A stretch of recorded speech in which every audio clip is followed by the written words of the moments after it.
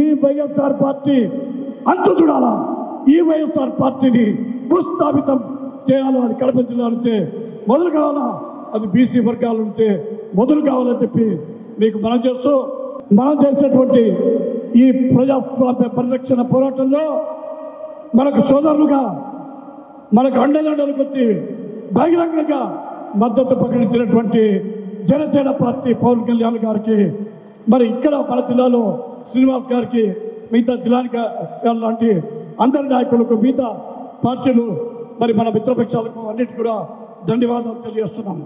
ఎందుకంటే పవన్ కళ్యాణ్ గారు కూడా సమాజం పట్ల లోతైన అవగాహన ఉండేటువంటి నాయకుడు, సామాజిక బాధ్యతతో రాజకీయం చేసేటువంటి నాయకుడు, మరి జనసేన నాయకుడు పవన్ కళ్యాణ్ గారు. కాబట్టి ఆ పార్టీ మిగతా పార్టీల యొక్క సహకారంతో ముందుకు పోదాం. చంద్రబాబు నాయుడు గారి పైన పెట్టినటువంటి, లోకేష్ గారి పైన, అచ్చెన్నాయుడు గారి పైన, తెలుగుదేశం పార్టీ నాయకులపైన, జనసేన నాయకులపైన, అన్ని ప్రతిపక్ష పార్టీలపైన, ఇతర మరి ఈ ప్రభుత్వానికి వ్యతిరేకంగా మరి గొంతు కలిపేటువంటి వారిపైన పెట్టినటువంటి ప్రతి కేసును కూడా బేషరతుగా ఎత్తివేయాలని చెప్పి చంద్రబాబు నాయుడు గారికి బెయిల్ ఇవ్వమని చెప్పి ప్రభుత్వం కోర్టులో పిటిషన్ కూడా దాఖలు చేయాలని చెప్పి ఒక తీర్మానాన్ని ఆమోదించాల్సిందిగా మనం చేస్తున్నాం.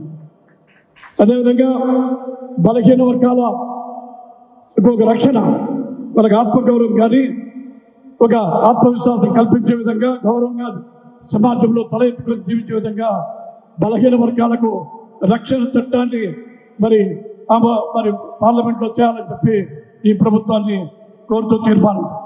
ఏదైతే 10% బీసీ వర్గాలకు స్థానిక సంస్థల్లో రిజర్వేషన్లు తొలగించినారో ఆ రిజర్వేషన్లను తిరిగి పునరుద్ధరించాలని చెప్పి కూడా ఒక తీర్మానం.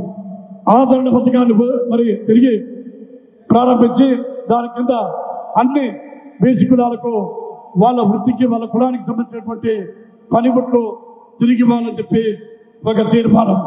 అదేవిధంగా బీసీ వర్గాలకు సంబంధించినటువంటి సబ్సిడీ లోన్లను కూడా తిరిగి ఇవ్వాలని చెప్పి, తర్వాత బ్యాక్లాగ్ పోస్టులన్నీ కూడా ఫిలప్ చేయాలని చెప్పి ఈ తీర్మానాలను ఆమోదించాల్సిందిగా మనం చేస్తూ, జై తెలుగుదేశం, జై జనసేన, జై మిత్రపక్షాలు, బీసీల ఐక్యత వర్ధిల్లాలి.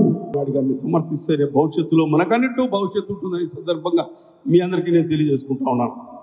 ఆఖరిగా అనేక తీర్మానాలు ప్రవేశపెట్టాడు. నేను ఒక దానికి అదనంగా జోడిస్తా ఉన్నాను. దయచేసి బీసీలకు చట్టసభల్లో రిజర్వేషన్ కల్పించేదానికి భవిష్యత్తులో మన పార్టీ అధికారంలోకి వస్తే అది తప్పకుండా మరి ప్రవేశపెట్టి కేంద్రంని ఒప్పించి ఆ రిజర్వేషన్ కల్పించమని కోరుతూ ఈ అవకాశం ఇచ్చి కల్పించిన మీ అందరికీ ధన్యవాదాలు తెలియజేస్తుంది. అంటే బీసీల పార్టీ తెలుగుదేశం పార్టీ. ఆనాడు ఎన్టీ రామారావు తెలుగుదేశం పార్టీ పెట్టినప్పుడు బీసీలు యావత్తు కూడా ఏకమై తెలుగుదేశం పార్టీ గెలిపించిన సందర్భం మనమంతా చూసాం. దానికి కృతజ్ఞతగా ఎన్టీ రామారావు గారు స్థానిక సంస్థల్లో రిజర్వేషన్ కల్పించి ప్రప్రథమంగా రాజ్యాధికారం ఇచ్చినటువంటి వ్యక్తి ఎన్టీ రామారావు గారు. ఎందుకంటే గతంలో ఉన్న ప్రభుత్వాలు ఎప్పుడు కూడా ఓట్లు తీసుకున్నారు తప్ప వాళ్ళకి ఎప్పుడు కూడా అధికారం ఇచ్చినటువంటి సందర్భం లేదని చెప్పి తెలియజేస్తా ఉన్నాను.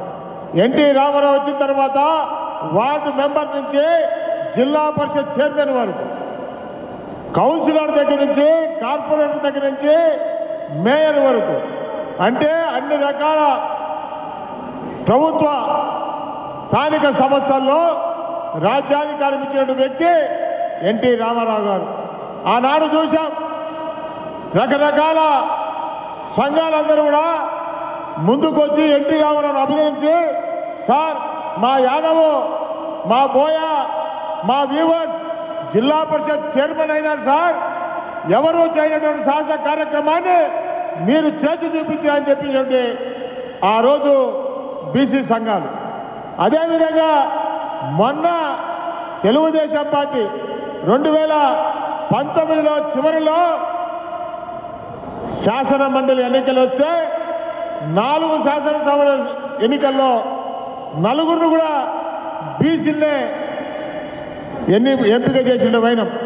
అంటే మన రాయలసీమ నుంచి బోయ కమ్యూనిటీ పీటీ నాయుడు గారు, అలాగే యనమల రామకృష్ణుడు యాదవ సంఘానికి, అలాగే వైజాగ్ నుంచి మరి ఆయన కూడా బీసీ, అలాగే ఎన్జిఓ మాజీ ప్రెసిడెంట్ అశోక్ బాబు కూడా బీసీలందరూ కూడా నలుగురు కూడా ఎమ్మెల్సీ స్థానాలు.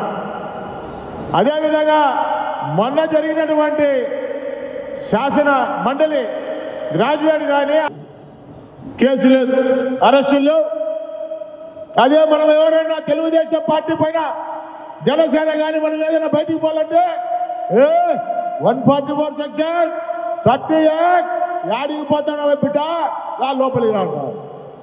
సంపుతే కేసులో మనం బయట కాలు పెడితే 144 సెక్షన్ 38. సరే ఏది ఏమైనా సరే అందరూ తిరగబడాలి. తిరగబడితేనే స్వాతంత్రం వచ్చిందయ్యా, లేకుంటే వచ్చేది కాదు. తిరగబడితేనే జగన్మోహన్ రెడ్డి ఇంటికి పంపుతాం, లేకుంటే పోయేదేమి లేదు వాడు. ఎందుకంటే మన మీద ఉక్కుపాదం పంపుతా వాడు, పోలీసు వ్యవస్థను మన మీద పంపిస్తా వాడు, రెవెన్యూలు మన మీదకి పంపిస్తా వాడు.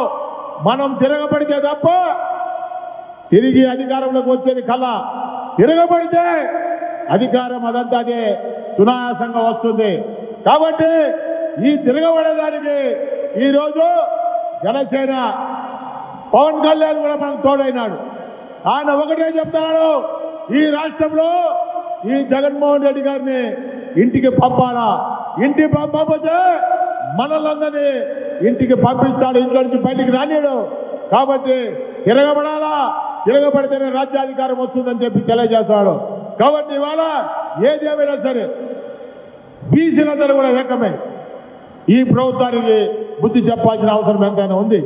కాబట్టి మన అందరూ కూడా సంఘటితమై ఓసీలు కానీ బీసీలు కానీ రకరకాల పార్టీలు, జనసేన కానీ సిపిఐ కానీ తెలుగుదేశం కానీ అన్ని పార్టీలు కూడా కలిసి మనం ఏకమైతే తప్ప ఈ ప్రభుత్వాన్ని కూలదోయలేము.